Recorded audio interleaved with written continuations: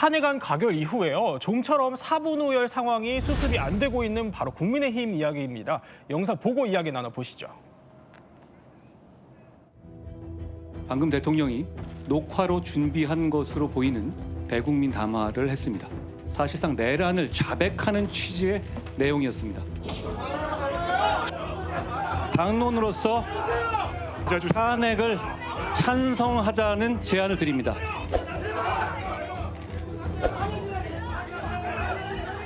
자, 일어나서 반말하지 마시고 일어나서 말씀하십시오.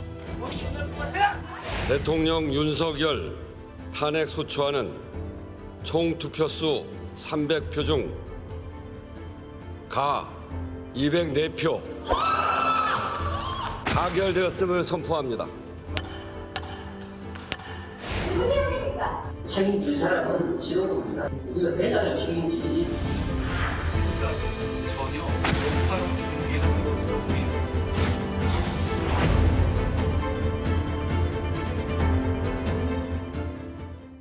자, 우선 국민의힘은요, 이 비대위원장을 어쨌든 새롭게 추대를 해서 뭔가 당 위기를 돌파해보자 이런 구상이지만 탄핵안 가결 직후 열린 의총에서 한 전 대표를 향해서 그야말로 고성이 오갈 정도로 감정의 골이 깊어졌다고 해요. 당시 녹취가 공개됐는데 목소리 듣고 이야기 더 나눠보겠습니다.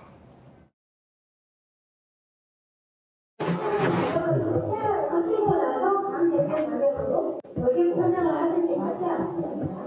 저는 우리 총리가 이런 차원의 얘기하는 것이 아니고 당대표로서의 의견을 듣는 거.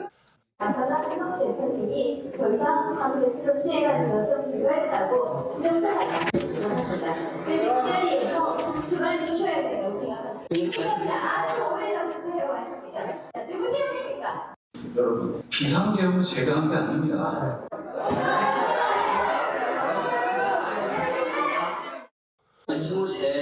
분이 함께 움직였구나 하는 생각을 하고 우리가 색출한다 이런 말은 저랑 맞는 것 같습니다. 왜? 그 23분은 어떤 분의 뜻을 따라서 저는 움직였을 거라고 보고 있고 책임질 사람은 지도부입니다. 우리가 대장이 책임지지 실무자가 책임지는 건 없지 않습니까? 아까 당대표 상태 촉구 결의를 해야 되겠습니다. 인사해보라 중국입니다. 이래서 그러지 않겠습니다. 저희가 이게 지금 다 같이 모여서 당 대표에게 끝까지 불신하는 모습까지 국민들에게 보여야겠습니까? 불ful이죠.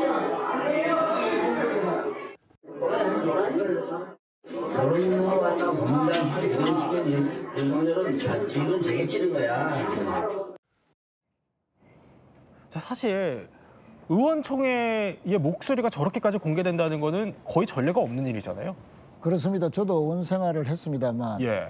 뭐 이런저런 개파간에 갈등이 의총장에서 비공개 회의라도 예. 상당히 심각하게 될 수는 있는데 저도 방금 그 화면과 육성을 보면서 네. 물병이 날아가고 거의 쌍욕에 가까운 욕을 하고 그것도 당대표에게 예. 저는 이런 경우는 한 번도 들어본 적이 없습니다. 네. 더더군다나 목소리를 높이는 분들이 탄핵을 반대했던 분들 사실상 개혁을 옹호했던 분들 아닙니까?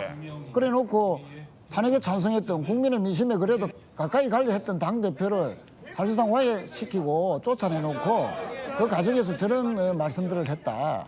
도로 친윤당, 또 계엄 옹호당, 내란 옹호당으로서 국민의힘의 적나라한 모습을 보여줬다 생각하는데요.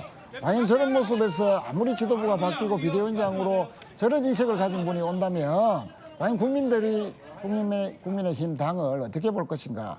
더 싸늘해질 수밖에 없을 것이다. 그렇게 생각합니다. 그런데요, 일각에서 말씀하셨던 것처럼 물병을 던졌다 이런 보도들이 나와서 그렇게 알려졌는데 국민의힘이 정정을 했어요. 그러니까 던진 사람은 없었고 이거 격한 감정을 이기지 못해서 물병을 자기 자리에서 내려친 사람은 있었다 이렇게 아니, 정정을 그렇게 했거든요. 하더라도 그런 모습은 의총장에서 한 번도 본 적이 없고요. 예. 또 사실상 던진 거나 마찬가지잖아요. 예, 굉장히 격앙된 분위기는 맞는 것 같은데 이후에 나온 보도들이 한 국민의힘 의원이 이렇게 밝혔어요.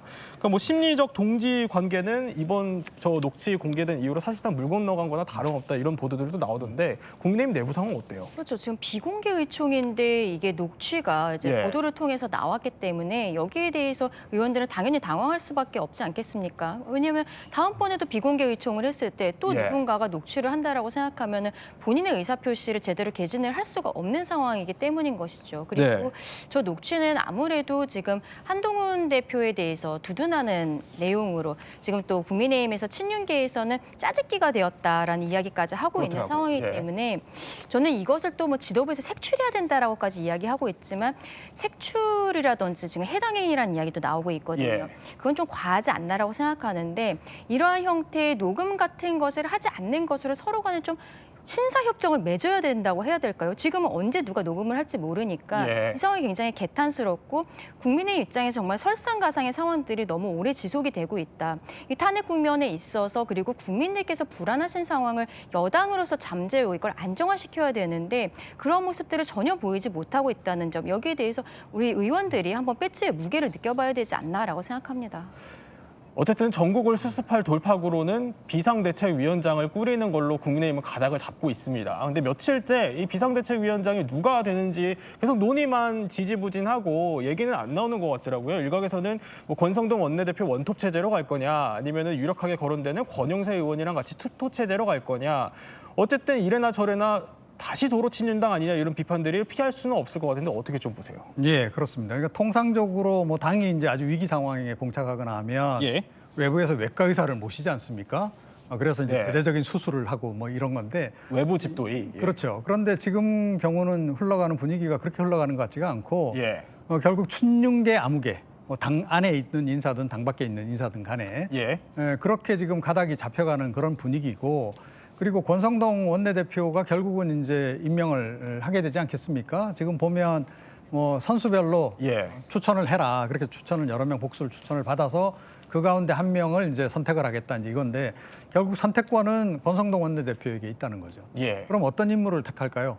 자기 말 잘 듣고 예, 그런 인물 택할 가능성이 높다. 그리고 대통령 보기에도 뭐 무난한 또 말 잘 듣는 그런 인물을 택할 가능성이 지금 굉장히 높은 거죠. 그래서 이번 비대위는 그야말로 친윤 비대위. 예. 뭐 계속 그 동안에도 이제 친윤 비대위 논란이 있었습니다만 이번에야말로 굉장히 노골적인 친윤 비대위가 들어설 가능성이 그 어느 때보다도 높지 않나. 결국은 국민하고는 점점 멀어져가는 국민의힘 이렇게 정의를 내릴 수 있을 것 같습니다.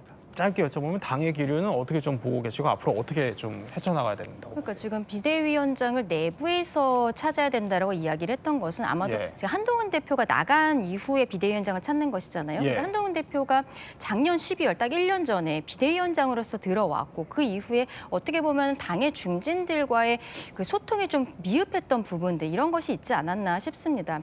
결국에는 친한계 의원들도 대부분 초선의 의원들이고 그러면서 서로 간에 융합이 되지 못했던 부분들이 있기 때문에 당 내에서 찾아야 된다라고 하고 있는데 당내 인물이 그렇게 많지가 않은 것이죠. 그리고 네. 만약에 조기 대선이 이루어진다라고 했을 때 지금 당규상으로는 비대위원장을 하다가 조기 대선으로 바로 나갈 수는 있습니다만 이게 또 그러면 새로운 비대위원장을 찾는다든지 이런 과정이 있어야 되는 것이잖아요. 그러면 중진들 중에서 대선은 나가지 않을 것 같은데 그래도 국민들 보시기에 이번 탄핵 사건에 있어서의 조금 더 중도적인 모습을 보여줘야 되는 사람이 있어야 되는데 거의 전무한 것이죠. 그래서 결과적으로 정말 인물난이라고 그렇게 봐야 될 것 같습니다. 예, 이렇게 오늘 이야기 핵심만 한번 살펴봤습니다.